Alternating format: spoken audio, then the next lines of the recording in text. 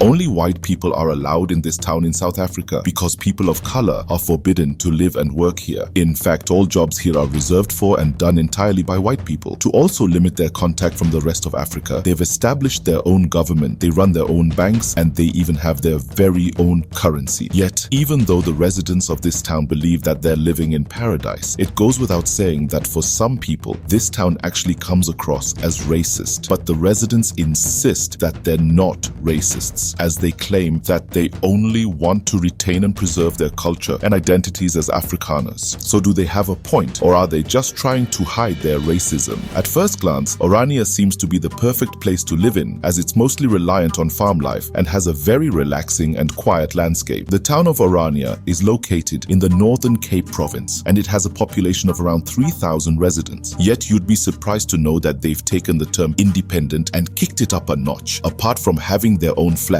government and laws, they also have their own solar power grid. In fact, they even manage their own banks, and they also have their very own currency. But would you believe that you can only live here if you pass their #1 requirement, and that's having white skin? Yep, you heard that right. Only people with white skin are allowed to live and work here. These residents call themselves Afrikaners, and they're descendants of French and Dutch Protestants who arrived in South Africa in the 16th century. Today, as a result of their ingenious ways of being self-reliant, their independence from the rest of Africa has left some people impressed, but not everyone is quick to give them praise, because majority of people don't hesitate to call the town racist, as they only prefer white Afrikaners within their population. Yet despite facing tons of racism accusations, you'd be surprised to hear that the residents of Orania still insist that they're actually not racist, because they believe that they're only retaining their identity as Afrikaners. Now, to retain one's identity is not a racist impulse. We wanted to retain our identity against the English